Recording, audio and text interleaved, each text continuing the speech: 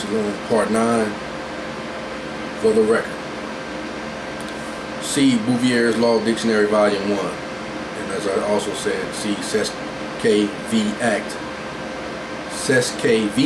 of 1666. Summary.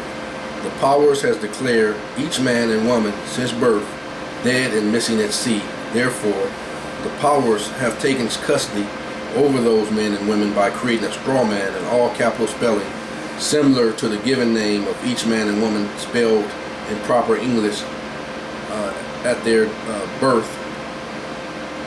And after their birth, a birth certificate was created, and then a straw man was created after that, in replication of the original given name spelled in all proper English. But then they transformed it into a monster.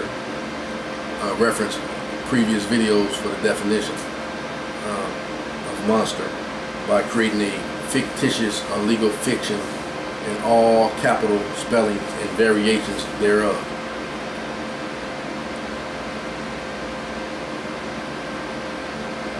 Until the time each man and woman of age declares that they are indeed alive and willing to take charge of their own estates.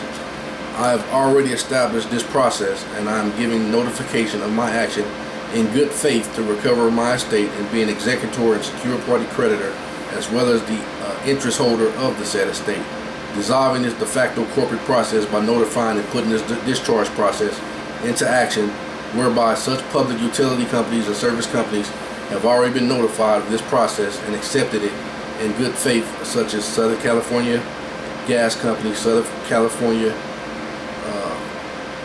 Water Company, Waste Management Company, Loan Care Mortgage Debt Collection Company, Spectrum, Time Warner. And my intent in good faith is to go ahead and also give this notification to every place that I go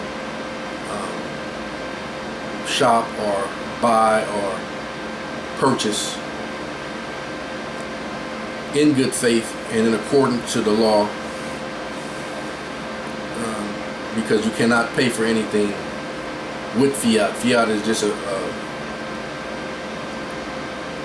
a delayance in payment that's going to be due at a future date. But like I said, the remedy is, in order to be an honor, you have to discharge that debt against the United States as payment. And also the appointments of the Treasury Department as the trustee to go ahead and cooperate with this discharge in good faith.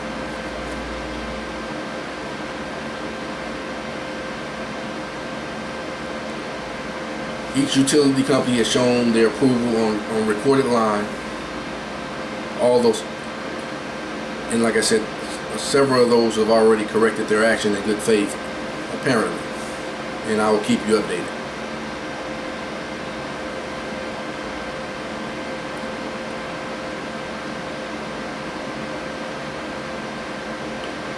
I object to any actions of bad faith, and I rebut by my own action of abatement at law.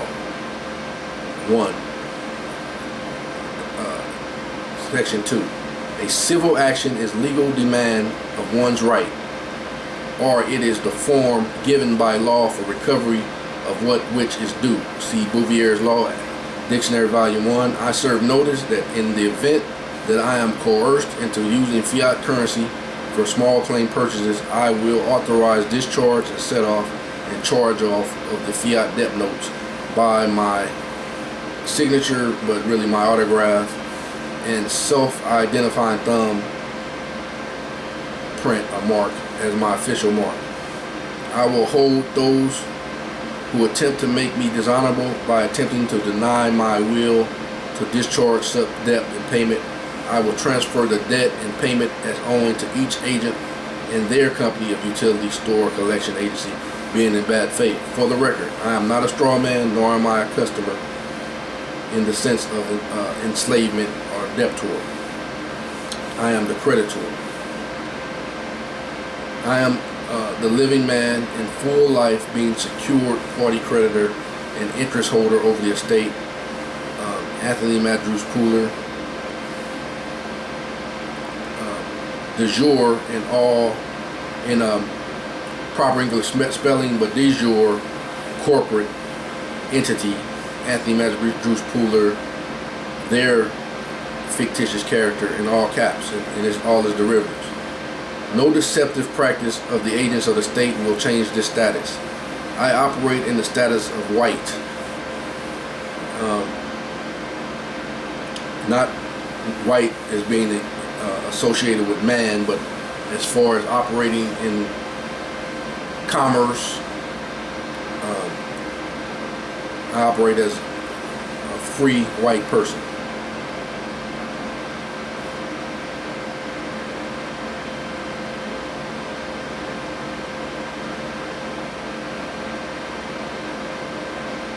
I am a Hebrew Israelite American national de jure.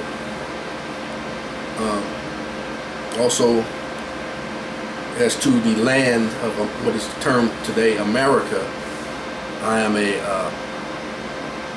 of the lineage, truly of the ancient lineage, being Hebrew Israelite, but as of concerning America on the land, I am a Aboriginal Washita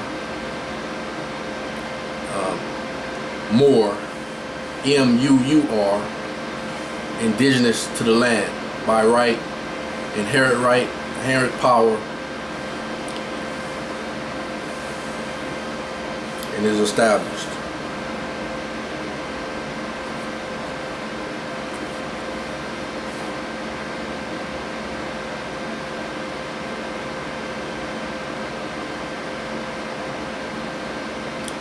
I serve notice that I have already notified the company named United States Inc. and all of its derivatives that I am born alive, thus satisfying their requirement in this the SES-QV Act of 1666, that I am alive, in full life, born alive, and I am in full life. This satisfying their requirement, although I do not need their approval, that I am the living man soul, and the burden of proof lies on them. I don't have to show anything of who I am. My talking to you, you hear me talking, I'm breathing, I'm alive, I'm in full life. I'm not a piece of paper, I'm not a document, so that's my proof that I am who I say I am. And the burden of proof lies with the de facto.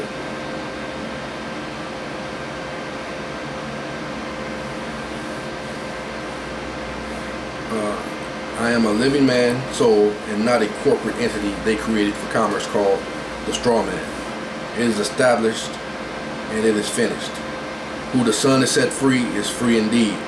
I serve notice to the United States Company and all of its corporate entities and all agents of this company by name when conducting personal interactions when necessary. Note, once this affidavit is accepted by any clerk of record or agent of the United States Company and its affiliates, it is established that the document is received and recorded into public record regardless of the response by the receiver, agent, or representative of the United States Company.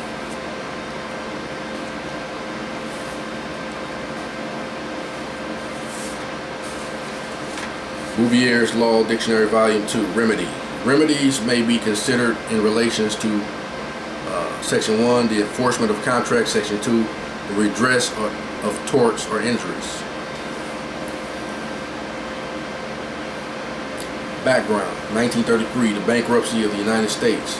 1933 was a year of major events in America. During this year, constitutional money, gold, became outlawed, and effectively all property in America became mortgaged, dead pledged, and held in trust. That's the trust for the Federal Reserve Bank as collateral for national debt. So basically, they held each man and woman through a straw man collateral for national debt. All of this was done without the full disclosure, making this action on the de facto government null and void, or consent of the without the consent of the American people. This was the year that government instituted the creation of the all capital letter straw man names via the newly required birth certificate for American citizens, this creating a whole new class of persons called the United States citizen. See America and American in contrast to the United States as debtor slaves. On June 5th, 1933, the United States Congress passed House Joint Resolution 192, which served as declaration of bankruptcy. Congress declared in H.R. 192 that demanding payments in gold, constitutional money, or any particular form would now be against public policy. At the same time, then President Roosevelt issued Executive Order 6102 forbidding the hoarding of gold coins, gold bullion, and certificates. With this executive order, the most gold in circulation. With this executive order, that most gold in circulation be turned in to Federal Reserve banks across the nation under the threat of fines and 10 years imprisonment. What the leaders at that time failed to disclose, null and void, was that the confiscation of all gold money and property that made all Americans build in proper case creditors to the U.S. bankruptcy. So we don't have to file bankruptcy in order to receive our remedy, because they filed bankruptcy and we're the creditor. All we have to do is discharge that debt. U.S. bankruptcy, because of the passage of H.R. 192, it was now illegal for Americans to pay for anything. Gold was traded for Federal Reserve notes and indebtedness, which made paying for anything impossible, except the uses of remedy provided in the law for those who can read it and understand it and stand on it. As notes of debt do not pay for anything but delay the payment until a later date. What the de facto government offered instead of gold was credit, but offered it to the de facto banks. The people are the de jure banks in their proper state. This is why they need our autograph to make a transaction happen, or verbal agreement, not the legal fiction straw man, United States citizens. Note, because the bankruptcy of the United States company, creditors, Americans in their proper state, are allowed to set off debt and discharge it, because all debt is charged to the United States company. Okay, I'll move on to, for the record, part 10.